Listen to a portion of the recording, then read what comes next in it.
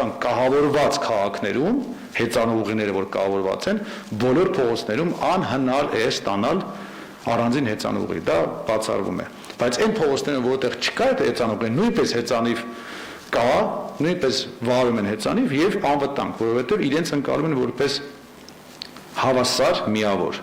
Սա առաջին խնդիրն է, որ մենք ունենք Երևանում, այսինքն ընկալման հարցն է։ Հիմա անցնենք երկրորդ հարցին, կահավորման։ Կահավորման ժամանակ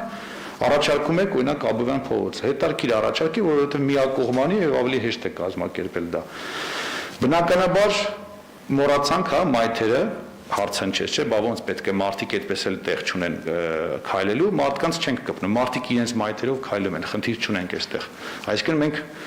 պետք է փողոցից դա վերցնենք, կտրենք այսպես ասած շարժման այդ լայնությունից։ Ինչ կարելի է անել։ Լուծումները մի քանիսն են, հա։ Նախ առաջին լուծումը ամենահեշտ եւ տրիվիալ, բայց բարդ իր լոգիստիկայով, այսինքն դրա լուծումը նաեւ այլ լուծումներ պետք է պահանջի։ Օրինակ, Աբովյան փողոցը վերցնենք։ Աբովյան փողոցը վերևից որ իջնում եք, եթե քիհիշեք աջ կողմից մեզ մոտ մեքենաներ են, չէ՞, կայանած։ Այսինքն լուծում համար 1 աջ կողմից ամբողջ Աբովյան փողոցի վրա կամ առնվազն սկսված Մոսկովյանից, այդ կտորից ներքև մենք կարող ենք արգելել ավտոմեքենաների կայանումը աջ կողմում։ Այդտեղ մենք կունենանք մոտ 2.5 մետր արդեն ազատ տարածք, որտեղ եւ կլինի մեր հեծանուղին։ Բայց եկեք պատկերացնենք երկարությունը Աբովյան փողոցի, եկեք պատկերացնենք քանի մեքենա է այնտեղ կայանում եւ այնտեղ կան տարբեր մարդիկ, ովքեր ապրում են այդ տարածքում, մարդիկ, ովքեր օգտվում են այդ տարբեր խանութներից, հա, տարբեր, չգիտեմ, ռեստորաններից, որոնք Աբովյան փողոցի վրա են եւ գալիս կայանում են։ Այսինքն, այստեղ խնդիրը երկկողմանի կարող է լինել եւ բնակիչների նեղություն կտանք եւ կտանք այն բիզնեսների նեղություն, այսինքն ռեստորաններ, սրճարաններ, մի քիչ են կողմ նաեւ գրադարան, եթե մարդ կա որ կրում է գրադարան, չգիտեմ, համենայն դեպս այստեղ խնդիր ունենք մեծ, որ այս մեքենաների մեծ քանակը մենք որ հանեցինք այդտեղ, պետք է առաջարկ անենք իրենց, թե որտեղ են կանգնելու։ Դուք չգիտեմ քիհիշեք թե չէ, բայց մենք շատ հետարքիր լուծում տվեցինք, լուծում չտվեցինք, այլ շուտ գործողություն արեցինք, լուծումը դեռ չտրված, բայց գործողություն արեցինք, մենք Շահումյան հրապարակը, այստեղ որ մի քիչ ենք ում ենք գտնում, եւ նաեւ Հանրապետության հրապարակը ազատեցինք ավտոմեքենաներից, այսինքն ավականին որոշում կայացրեց, որ այդտեղ չեն կայանելու մեքենաներ եւ շատ մեծ աղմուկ բարձրացավ այն մարդկանց կողմից, ովքեր կայանում էին այնտեղ մեքենաները։ Այսինքն մեծ դիմադրություններ, մեծ գրիֆ սոցցանցերում, ինտերվյուներում, հեռուստաընկերություններում եւ ընդհանրապես խոսքը Շահումյան հրապարակի մասին էր։ Մենք իհարկե հաղթեցինք այդ գրիվը, կարելի ասել, որովհետեւ մենք միջևերջ գնացինք եւ ազատեցինք եւ այդ մեքենաները ի վերջո ինչ որ միտեղ գտան իրենց տեղը։ Ինչ որ միտեղ գտան, ինչ որ մի ձև այդ հարցը լուծվեց։ Նույնը Հանրապետության հրապարակում ցավով ուզում եմ նշել, որ վերջի այս մի քանի ամիսների ընթացքում նորից այդ երկու տարածքը նորից սկսել են կայանել ավտոմեքենաները, դա էլ արդեն մեր ոստիկանության խնդիրն է, որ ոստիկանությունը ուշադիր չի կամ չգիտեմ, ռեսուրսը չի հերիքում, որպեսզի կարողանա պահել այդ տարածքը։ Սա նույնպես եւս մի խնդիր է, որը կարող եմ ձեզ ասել ընթացքում առաջանում է, որովհետև մեր ոստիկանությունը, այսինքն ճանապարհային ոստիկանության ռեսուրսը Երևան քաղաքում չի հերիքում Երևան քաղաքի բնակիչների, փողոցների քանակի եւ ավտոմեքենաների քանակի հետ այդ հարաբերությանը։ Այսինքն ռեսուրսը եւ այդ քանակը իրար հետ սխալ հարաբերությամբ է, ռեսուրսը շատ ավելի փոքր է։ Այստեղ լակա լուծում տարբեր պետություններում եւ տարբեր քաղաքներում, որ այդ հարցերով, հա, մարդը սխալ տեղով մայթ անցավ, կներեք փողոցն անցավ, մարդը սխալ վայրում չարգելված վայրում աղբ նետեց,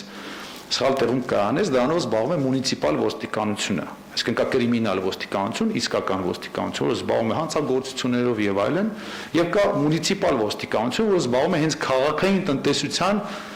ճիշտ աշխատանքով։ Այսինքն որ սխալ տեղ չկանեն, սխալ տեղ աղբ չգցեն եւ այլն, շին աղբ չգցեն, մյուսը։ Այս դեպքում օրինակ քաղաքը կարողանում է այդ հարցերը լուծել։ Մենք լրջագույն խնդիր ունենք, որ Երևան քաղաքը, Երևանի քաղաքապետը եւ նաեւ ստորաբաժանումները չեն կարողանում ինքնուրույն այս հարցերով զբաղվել։ Մենք եթե տեսնում ենք միտեղ մի սխալ բան, մենք ստիպված ենք դիմել ոստիկանությանը, ոչ թե հանձնարարել ոստիկանությունը, որը մերը լինի, մեր ենթակայության, այլ դիմել ոստիկանությանը եւ ոստիկանությունը նոր սկսի գործողություններ անել իրենց քաղաքականությունից ելնելով։ Իրենք կարող են միտեղ գտնեն ճիշտ է, միտեղ գտնեն սխալ է, այստեղ կան տարաձայնություններ եւ սա ըստ իս այսօր մեզ մոտ Երևանում նաեւ խնդիրներից մեկն է։ Ես ձեզ ավելի մեծ ու գլոբալ եմ ամեն ինչը բացատրում, որ դուք պատկերացնեք քաղաքային իշխանությունը ինչպես է աշխատում եւ համակարգը ինչպես է աշխատում։ Հիմա հետ գանք մեր խնդրին։ Աբովյան փողոց Աչից կայանած ավտոմեքենաներ։ Ես ասացի լուծում համար մեկը, հա, մենք հանում ենք մեքենաները եւ անում ենք հեծանուղին։ Սա ամենատրիվիալ եւ պարզն է, ընդհանրապես պետք է 1 օր ոստիկանության միջոցով, հա։ Դա դեղին գիծ է մի հատ գծվում ընդհանուր Աբովյանի այդ հատվածից եւ մյուս ներկով այլ ենթադրենք կարմիր գույնի կամ մի այլ գույնի, որը տարբերվի թեկուզ եւ կարմիր գծերից գծվում է այդ հեծանու տեսքը, այսինքն իր լայնությամբ եւ վերջ։ Մյուս օրվանից ասում ենք հեծանվորդին կարող եք այդտեղ երթևեկել։ Բայց արդյոք կարողանա ոստիկանությունը պահել այդ ամեն ինչը, որովհետև Շահումյան հրապարակի օրինակի վրա մենք տեսնում ենք, որ խնդիր ունենք։ B. Որտեղ ենք տեղավորելու այդ մեքենաները եւ C. Այլ շուտ եթե անգլերենով ասի, բայց A, B, G այդ դեպքում հայերենով եւ G. Ինչ ենք պատասխանելու օրինակ այն բիզնեսներին, հա, այն տնտեսվարողներին, որոնք տուժում են, որովհետև եթե չկա պարկինգ, գիտեք հիմա տնտեսության ընդհանրապես քաղաքային տնտեսության ամենակարևոր էլեմենտներից մեկը դա պարկինգն է, այսինքն յուրաքանչյուր խանութ, ռեստորան, սրճարան, չգիտեմ, ինչ-որ ծառայություն մատուցող մի վայր աշխատում է լավ, երբ ունի առնվազն ինչ-որ մի ավտոմեքենայի կայանելու տեղ իր դիմացը։ Դրա վառ օրինակներից մեկը քիհիշեք որն է, որ օրինակ շատ ծաղկող մի բիզնես այնուհետև խնդիրներ ունեցավ, երբ որ պարկինգը արգելեցին։ Դուք փոքրիկ եք չեք հիշի, բայց մեծերը կարող են հիշել, դա Brabant Service-ներ, որ Սայետնովայի վրա հենց սկզբից բավականին լավ աշխուժ զարգանում էր, երբ որ արգելվեց այդտեղ պարկինգը, ճիշտ ասած դա շատ վաղուց է եղել, դրդապատճառները չգիտեմ ինչու է արգելվել, տարբեր բաներ են պատմում, հա որ դա արվել է հատուկ կամ ոչ հատուկ, բայց փաստը այն է, փաստը հետեւյալն է, երբ արգելվեց այդ ավտոկայանատեղին, այդ ընդհանուր բիզնեսը բավականին լուրջ անկում ունեցավ, փակվեցին, գնացին, չգիտեմ, մի խոսքով։ Ես հենց շատ մի քիչ ավելի մանրամասն բացատրեմ։ Սա առաջին տարբերակն է, երկրորդ տարբերակը ինչ կարող ենք անել։ Ենթադրենք պարկինգը թողնում ենք տեղում։ Հասկանալը, որ դժվար է այդ հարցը լուծելը, եւ ինչպես առաջարկվեց, ասեց եկեք օրինակ ավտոկայանատեղիներ, հա, կառուցենք։ Եկեք, որտեղ։ Ես ձեզ վստահեցնում եմ, որ Երևանի կենտրոնում այլևս տեղ չի մնացել ավտոկայանատեղ կառուցելու։ Կան մի քանի ազատ հողատարածքներ, որոնց գինը մի քանի միլիոն դոլարին համարժեք դրամ է, այսինքն եւ սեփականաշնորհված է, այսինքն պատկանում են ինչ որ մի մասնավոր մարդու եւ բնականաբար այդ մարդը պատրաստ է իհարկե զիջել իր հողը քաղաքին, բայց կլորիկ գումարով։ Այդ գումարը քաղաքը վստահեցնում ձեզ չունի։ Այսինքն կան շարունակ շատ լավ տեղեր կան, որ կարող է լինել պարկինգ, չգիտեմ, կինո Մոսկվայի կողքը մի տարածք կա, որտեղ անդադ տենց մտածում են ինչ պետք է կառուցեն, ոնց եւ այլն, մեր ճարտարապետներն են, ինչ-որ դիմումներ են լինում։ Այդ մարդը եթե չեմ սխալվում 7-8 միլիոն դոլարով վաճառում է իր հողատարածքը։ Ես մոտավորապես լսել եմ այսպես մի բան, չգիտեմ ճիշտ ասած, կարող է մի քիչ էս կողմ, կարող է մի քիչ այն կողմ, բայց բնականաբար մենք չենք կարող, չէ՞, տարածքը գնել, այսինքն քաղաքը այդքան գումար չունի, որ գնի եւ այդտեղ պարկինգ կառուցի։ Դա հələ գնեց մի բան, հələ կառուցումներ գումար կնստի, պատկերացնում եք ինչ գումար է դա։ Երբ ունենք բազմաթիվ այլ խնդիրներ։ Մի օրինակ էլ կարող եմ բերել։ Մենք ունենք Հյուսիսային պողոտայի տակը, եթե քիհիշեք, ավտոկայանատեղի համար հատուկ նախատեսված։ Բայց չգիտես ինչու որոշում կայացվեց, որ դրա առաջին հարկը մի մեծ տարած պետք է վերածվի մոլի։ Ինձ համար դա շատ տարօրինակ որոշում էր, որովհետև դա օրինակ առանցքային եւ լավ տեղ կարող է լինել հենց ստորգետնյա ավտոկայանատեղի համար։ Ճիշտ է, այնտեղ հիմա մի հատված կա, որ դեռ ստորգետնյա որպես ավտոկայանատեղի աշխատում է, բայց բավականին մեծ հատված էլ վերածվեց առևտրային կենտրոնի, որը մեզ համար քաղաքի համար շատ թանկ տեղ է որպես ավտոկայանատեղի։ Մենք ունենք ավտոկայանատեղի, գիտեք դուք երևի այդ օպերայի Ազատության հրապարակի հենց տակը։ Իմիջիալոց ուզում եմ ձեզ տեղեկացնեմ եւ իմացեք, որ դա քաղաքին է պատկանում։ Դա ինչ-որ մի մասնավորինը չէ։ Դա քաղաքին է պատկանում, հենց Երևանի քաղաքապետարանն է, դրա 100% բաժնետերը եւ այդտեղ մենք իմիջիալոց տեղադրում ենք, երբ պարոն Սարգսյան արդեն վերջացրել ենք տեղադրումը, արդեն գործարկել ենք, թե դեռ ոչ։ Արդեն գործարկել ենք, վերջապես 2 տարի անց ստացվեց, որովհետև այդ համակարգը ինչ-որ անընդհատ խնդիրներ էր տալիս, չէր կայանում տենդերը, մյուսը եւ այլն։ Բայց հիմա արդեն ավտոմատ երբևիցե դուք իջել եք, մարդկա ուրիշ էլ է տեսել։ Այնտեղ ինչ-որ մարդեր նստած չէ, անցկացվի։ Հիմա լրիվ ավտոմատացված է լինելու եւ չի լինելու հնարավորություն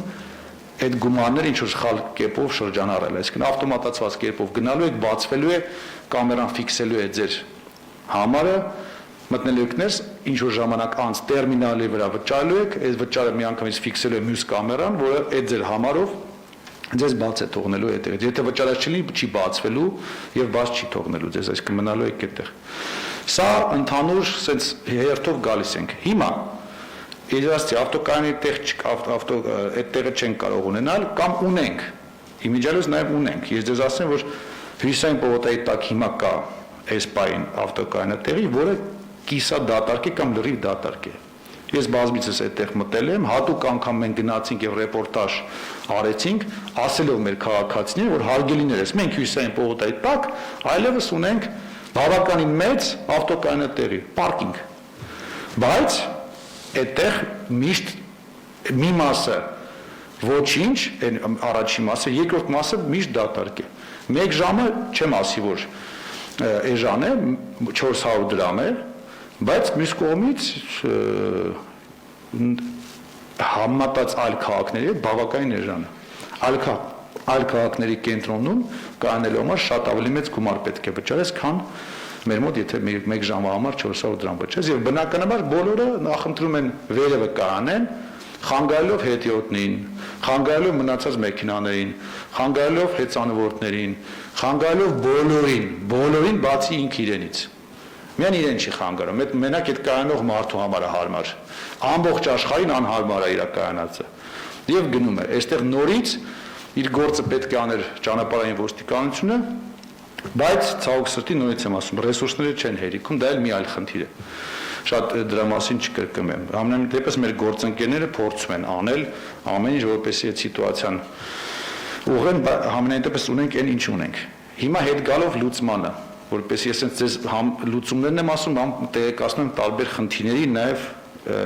լուծումների մասին։ Լուծումը կարող է հետևյալ լինել, ինքը բավականին հետաքրքիր կարող է հնչել։ Մեր շարքը մեքենաների բավականին լայն է։ Մենք կարող ենք այսինքն պատկերացրեք, այդտեղ մենք Աբովյանով ուրիշնում ենք, 2 շարքով ենք, չէ՞, իշնում, եւ երրորդ շարքը կայանած է։ Իրականում մենք կարող ենք մի փոքր այդ շարքերը նեղացնել, բայց այն պայմանով, որ այլևս էլ ոչ մեկ մի քիչ էս կողմենկոմ չի կայանելու, մի քիչ, այսինքն այս աջ կողմի կայանացները պետք է հստակ շատ ուղիղ եւ լավ գծով կայանեն, ոչ թե ոնց ուզի, ասես մի փոքր, հա, թե կանգնի կամ ասես լրիվ ուղիղ պետք է կայանեն, շատ ճիշտ ձևով կայանած լինեն եւ մնացած շարքը մի փոքր ամեն մի շարքը նեղացնելով ստանանք հեծանուղի։ Ճիշտ է, այդ հեծանուղին չի լինի շատ լայն, բայց կբավարարի։ Պարոն Անտոնյանը մեր ավականու անդամ եւ այդ գծով էքսպերտ է, նաեւ եթե չեմ սխալվում, մենք Կիրակի օրը չէ ունեցել ենք հեծանվազք, ես ցավոք սրտի չկարողացա մասնակցել։ Համենայն դեպս ես կարծում եմ, պարոն Անտոնյան, մեզ քերիքի չէ, եթե մենք մի փոքր դուք ուսումնասիրած կլինեք կոնկրետ Աբովյանը, եթե մի փոքր նեղացնենք, մի քիչ ամեն մի գիծը, մենք կարողանանք ինչ-որ մի հատված ստանալ հեծանիվների համար, այդպես է թե ոչ։ Նախ ձեր թույլտվությամբ, պարոն քաղաքապետ, ուզում եմ ողջունել իմ պատանի գործընկերներին եւ Այս նախագիծը վկայում է այն փաստը, որ եթե մենք չհասցնենք այս ամենը իրականացնել, գոնե հաստատ իրականացնողներ կլինեն։ Շնորհակալություն այս նախագծի համար։ Այո, պարոն քաղաքապետ, դուք շատ ճիշտ մեկնաբանեցիք, այստեղ մեկ լուծում կա, որպեսզի հեծանվորդն ու այլ տրանսպորտային միջոցները իրար չխանգարեն իրենց երթևեկության ընթացքում, ապա այդ ճանապարհները պետք է որոշակի ձևով առանձնացված լինեն եւ փորձը ցույց տվեց, որ գծանշված առանձնացումը ինքը որպես այդպիսին լուծում չի, որովհետև այո դուք ճիշտ նկատեցիք, շատ օրինազանց վարորդներ ունենք, ովքեր հենց այդ գիծը անտեսելով կարող են կայանել, ապա այստեղ լուծումը իմ գոլեգայի գործընկերոջը կառաջարկեն, որպեսզի լուծում առաջարկի այդ հեծանվային ճանապարհը ինչ որ մի կերպ առանձնացնել ընդհանուր երթուղուց, դա կլինի քաղաքային գեղեցիկ ծաղկամաններով կամ որևէ արգելապատնեշներով, մենք դրանով իսկ կարողանանք կանխել հեծանվորդի եւ այլ վարորդների հատումը, իսկ կայանած վարորդներին մենք ունենք, դուք էլի ճիշտ նշեցիք պարոն քաղաքապետ, այլընտրանք կայանելու, դա օպերայի պարկինգն է եւ հյուսիսային պողոտայի, ընդամենը պետք է կամք եւ ցանկություն այս նախագիծը իրականացնելու։ Շնորհակալ եմ այս առաջարկի համար, իդեպ ձեզ հրավիրում եմ մեր աշխատանքային խմբում ընդգրկվելու եւ միասին այս նախագիծը իրականություն դարձնելու համար։ Շնորհակալություն։ Շնորհակալ եմ պարոն Անտոնյան։ Այլ հարցեր երեխաներ համեցեք։ Ես հիմնականում խնդիր կարող եմ խնդրում ներկայացեք։ Ես Տաթևն եմ 52 դպրոցից հիմնականում խնդիր կարող է հանդիսանալ նաև մեքենաների շատ լինելը ու Չինաստանում մի ժամանակ երբ որ կար վտանգ ժողովրդական քաղաքացիական պայթյունի ընդունվեց ռազմավարություն մեկ ընտանիք, մեկ երեխա ու հիմա հնարավոր կլինի նաև կանխել խցանումները եւ մեքենաների շատությունը, եթե յուրաքանչյուր ընտանիք ունենա մեկ մեքենա, այսինքն հնարավորության դեպքում ընդունվի ռազմավարություն, մեկ ընտանիք, մեկ երեխա, մեկ մեքենա։ Շնորհակալություն։ Շնորհակալություն։ Դուք ունեք ձեր պատասխանը դրան։ Ես ունեմ նաև երկրորդ տարբերակը, որ դուք ասացիք, որ կարելի է կիսել մայթը։ Այսինքն մարդիկ էլի անցնեն իրենց մայթով, բայց միաժամանակ հեծանվողի լինի։ Այսինքն մենք փողոցին չկպնենք այդ ժամանակ։ Ես այդպեսի բան չեմ ասել, հակառակը ես ասել եմ մայթերին եկեք չկպնենք, որովհետև մայթերը առանց այն էլ մեզ մոտ նեղ են եւ եթե մենք սկսենք մեր հետիոտնին նեղացնել, դա ավելի լուրջ խնդիր է, քան նեղացնենք մեր ավտոմեքենաների վարորդներին։ Ես կարծում եմ ավելի շատ վարորդներին պետք է նեղացնենք, քան հետիոտնին, որովհետև քաղաքը պետք է հետիոտնի համար լինի։ Մեր քաղաքը այսօր ավելի շատ ավտոմեքենայի համար է։ Մենք պետք է գանք այն կետին, որ քաղաքը լինի հետիոտնի համար, այսինքն մարդկանց համար, ոչ թե մեքենաների համար։ Ձեր ասացի հետ կապված ուզում եմ ասեմ, այո, այդպիսի ծրագիր ուներ Չինաստանի Հանրապետությունը, բայց ուզում եմ նաև ձեզ տեղեկացնել, որ այս մի քանի օրվա մեջ, եթե չէ մի քանի օր առաջ արդեն որոշում է ընդունվել, որ ամեն ընտանիք կարող է ունենալ 3 երեխա։ Սա ի գիտություն, մինչև այդ միջանկել որոշում էր ընդունել, որ կարող է ունենալ արդեն 2 երեխա, եւ վերջնական լուծումը տվեցին, որ 3 երեխա, որովհետեւ արդեն խնդիրներ սկսեցին ունենալ, բնակչությունը սկսեց ծերանալ եւ նաեւ ուզում եմ տեղեկացնել, տեսեք, ես տեսնում եմ այստեղ դահլիճում ավելի շատ մեծամասնություն աղջիկներ են, բայց երբ որ մեկ ընտանիքին ասեցին, որ 1 երեխա կարող ես ունենալ, Չինաստանում սկսեցին այդ 1 երեխան նախընտրել, որ լինի տղա եւ նաեւ դա էլ խնդիր առաջացրեց։ Համենայն դեպս իրենք հետ գնացին այդ լուծումից։ Ես ինչի եմ հիմա ձեզ այդ ասում, որ կարող է այդ մենք տանք, որ մեկ ընտանիքին մեկ մեքենա, հետո նորից դարձնենք դե լավ 3 մեքենա։ Այսինքն մենք լուծումը պետք է հասկանանք, ես իմիջիալուց դեմ չեմ, ուզում եմ ձեզ ավելի հետաքրքիր բան ասեմ, Ճապոնիայում կա այսպիսի բան, եթե դու չունես առանձին ավտոկայանատեղի քո սեփականությունը որպես որտեղ պետք է կայանես քո մեքենան, դու իրավունք չունես գնելու մեքենա։ Այսինքն մեքենա գնելուց դու պարտավոր ես ունենալ հատուկ ավտոկայանատեղի քո բակում, քո շենքում եւ այլն։ Եթե չունես, իրավունք չունես ունենալու այդ ավտոմեքենան, ինձ դա ավելի է դուր գալի այդ տարբերակը։ Բայց այս ամեն ինչը, երբ որ դու մի բան արգելում ես, պետք է դրա ալտերնատիվ լուծումը առաջարկես։ Ես դրա մասն էլ 2 բառով ասեմ եւ քանի որ մի քիչ երկար տևեց այս հարցի քննարկումը, սա քանի մի քիչ ավելի ընդհանուր քաղաքային տնտեսության մասին որ խոսեցինք եւ ճանապարհային երթևեկության սա հետաքրքրում է եւ կարծում եմ եւ ձեզ եւ մեր ուղիղ եթերով մեր բնակիչներին քաղաքացիներին որոնք հետևում են մեզ իրականում բանալին է ամեն ինչի մեջ, այսինքն քիչ մեքենա որպեսի գա կենտրոն, քիչ մեքենա լինի քաղաքում, դրա բանալին շատ պարզ է եւ ամբողջ աշխարհում արդեն վաղուց դրան անցել են, դա public transport է, հանրային տրանսպորտ։ Մեր խնդիրը, ամբողջ խնդիրը գալիս է այդտեղից։ Հենց մենք ունենանք նորմալ գործող հանրային տրանսպորտ, այդ օրվանից սկսված մենք կարող ենք սկսել ձեր ասած սահմանափակումները իրականացնել։ Սահմանափակումները կարող են շատ լինել։ Սկսած նրանից, որ չի կարելի կայանել, այսինքն արգելում ես կայանելը, միտեղ վերջացած նրանից, որ դնում ես շատ թանկ գին ավտոմատ կերպով, շատ մարդիկ ուղղակի ի վիճակի չեն լինելու վճարել կամ չեն ուզենալու վճարել եւ չեն գալու ավտոմեքենայով կենտրոն։ Բայց այդ դեպքում դու ալտերնատիվ պետք է ունենաս եւ այդ մարդուն ասես մենք ձեզ համար ստեղծել ենք լավ հանրային տրանսպորտ, մեքենան թողեք ձեր տանը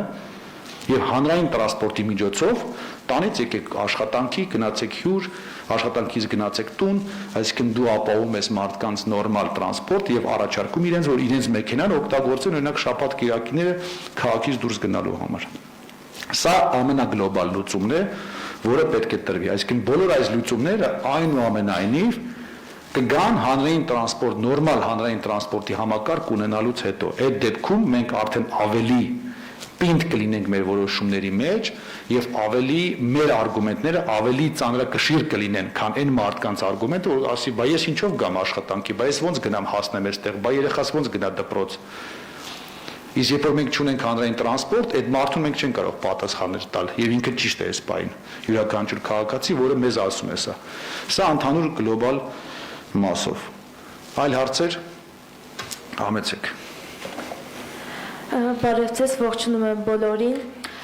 Գրիգորյան Արմինե 168 դպրոց։ Պարոն Օրդյան, ես կուզենայի ճիշտ հասկանալ, հեծանվուղիներ կառուցելով մենք նաև ավելացնում ենք հեծանիվների թիվը եւ ընդգրկում ենք հեծանիվը տրանսպորտային միջոցների տեսակների մեջ, հաշվի առնելով այն փաստը, որ տրանսպորտային շատ տեսակներ աղտոտում են բնությունը, շրջապատը, օդը, իսկ հեծանիվները չեն աղտոտում։ Շնորհակալություն։ Պետք է ընդունել հեծանիվը որպես սովորական փոխադրամիջոց, ինչպես մեքենան։ Բայց Երևանում դա տենց հա, տենց չի։ Հարգելիներս, ես ասացի, որ ըստ օրենքների հեծանիվը դա նորմալ փոխադրամիջոց է, այսինքն դա կանոնակարգված է, այդտեղ ոչ մի նորություն չկա եւ հեծանվորդը նույն իրավունքները ունի, ինչ որ ավտոմեքենաները, բայց թղթի վրա։ Օրենքում թղթով այդպես է։ Իսկ թղթից դուրս այդպես է, ինչպես դուք տեսնում եք։ Ուղղակի անցնում են այդ հեծանվորդի վրա եւ գնում են առաջ։ Հիմա մեր խնդիրն է, որպեսզի մենք կարողանանք այն ինչ որ գրած է թղթի վրա, տպված է թղթի վրա, կարողանանք իմպլեմենտացիա անել, այսինքն բերել իրական կյանքում իրականացնել։ Այլ հարց համեցեք։ Սկզբից դուք, հետո դուք։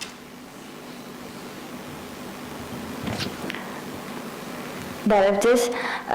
ես Միրզոյան Միլենան եմ, Երևանի համար 108 դպրոցից, ուզում եմ ասել, եթե Աբովյանը դնենք մի կողմ, արդյոք Երևանի մյուս փողոցներում կան համապատասխան վայրեր, որոնք ասենք թեկուզ եւ կրճատելով հնարավորություն կա այդ ճանապարհները ստեղծելու։ Ես առաջարկեցի Երևանը, չէ, այսինքն միայն փոքր Երևանը, փոքր կենտրոնը, որտեղ ինձ թվում է հնարավորություն կա սարքելու, բայց մնացած Երևանի մասին չեմ կարող ասել, որովհետև դա մի քիչ դժվար է։ Բայց չէ՞ որ մենք խոսում ենք հենց առհասարակ Երևանի ու երեխաների պաշտպանության ու իրավունքների մասին, իսկ երեխաները այդ նշված տարածքից դուրս նույնպես ցանկանում են հեծանիվ վարել կամ օգտվել այդ իրավունքներից։ Չէ, նենց չի, որ հեծանվուղուց դուրս չի կարելի վարել, ուղղակի ավելի վտանգավոր է բոլորի համար, բայց հեծանվուղին հենց նրա համար է, որ ավելի ապահով լինի մարդկանց համար։ Դե դրա համար հարցս ուղղում եմ, արդյոք հնարավորություն կա այլ փողոցներում նույնպես հեծանիվների համար ուղիներ ստեղծելու համար։ Ձեր անունը ինչպես էր։ Միլենա։ Հա, Միլենա ջան, տեսեք, այո կա եւ ավելի շատ քան կենտրոնում, որովհետեւ կենտրոնում ավելի ծանրաբեռնված է, քան կենտրոնից դուրս։ եւ իմ ասած համակարգով, համակարգով, այսինքն մի փոքրացնելով ընդհանուր մեքենաների ամեն գծի համար նախատեսված տարածքը, եթե ամեն գիծը, եթե 3 գծանի փողոց ունենք, եթե ամեն գծից մենք, չգիտեմ, պարոն Անտոնյան ջան, մեզ քանի սանտիմետր է պետք, ամենակիչը, որովհետեւ հեծանուղի լինի, ամենակիչը, ամենաբարձր ստանդարտներով շուրջ 1.5 մետր է անհրաժեշտ անվտանգ երթևեկությունը կազմակերպելու համար, ձեր թույլտվությամբ հարցին անդրադառնալով, քանի որ մեր Երևան քաղաքը ինքը տարբեր ենթակառուցվածքներ ունի եւ տարբեր աշխարհագրական դիրքեր եւ յուրաքանչյուր փողոց առանձնահատուկ է, ապա ցանկացած փողոց պահանջում է առանձնահատուկ լուծում։ Այս պարագայում պարոն Օրձյանը ճիշտ է առաջարկել Աբովյան փողոցային առումով, Աբովյանը հանդիսանալով որպես ողնաշարային փողոց, ինքը հիմքը կարող է հանդիսանալ այլ փողոցներում, որպես ճառագայթներ, այլ փողոցներում հեծանվային ուղիներ ունենալու համար։ Իսկ յուրաքանչյուր փողոց պետք է ունենա իր առանձնահատուկ մոտեցումը եւ համապատասխան լուծումը ենթակառուցվածքային։ Շնորհակալություն 1.5 մետր։ Շնորհակալ եմ։ Ձեր հարցի պատասխանը այո, կարելի է եւ պետք է, բայց քանի որ բոլոր լուծումները պետք է համենայն դեպս այս լուծումը մեր քաղաքում կարող է քայլ առ քայլ գնալ առաջ, կարելի է սկսել ավելի պարզից եւ ավելի հասկանալից եւ անցնել այլ տեղեր։ Աբովյան փողոցում շարժումը արագ չի, սա էլ է պետք հաշվի առնել։ Այնտեղ մեքենաները երթևեկում են ոչ շատ մեծ արագությամբ։ Այլ փողոցներում մեզ մոտ բավականին մեծ արագություն է զարգացնում, ցավոք սրտի, չնայած մենք ունենք 60 կմ/ժ սահմանափակում եւ ուզում եմ ձեզ տեղեկացնել, որ ունենք փողոցներ, որտեղ 80 կմ/ժ էր նախատեսվում, օրինակ Իսակը, Վարշակունյաց եւ այլն, եւ այդտեղ արդեն մենք իջացել ենք 60 կմ/ժ։ Իսկ հիմա բոլոր փողոցները Երևանում 60 կմ/ժ արագության սահմանափակում ունեն։ Աբովյանը նույնպես այնտեղ այլ կարգավորում չկա, ըստ օրենքի 60 կմ/ժ է տրված, բայց այնտեղ ռեալ մի 40-ից 50 կմ/ժ արագությամբ են գնում, այդտեղ ավելի հեշտ կլինի կազմակերպելը։ Եթե արձագանք ունեք, համեցեք։ Չէ, արձագանք չունեմ, շնորհակալություն հարցին անդրադառնալու ու սպառիչ պատասխան տալու համար։ Շնորհակալ եմ։ Եվս մի քանի հարց ու այս հարցը գնանք առաջ, որովհետև մենք դեռ 8 հարց ունենք քննարկելու, իսկ մեր փոխքաղաքապետերը եւ մնացած մասնագետները պետք է աշխատեն, մի քիչ էլ ես։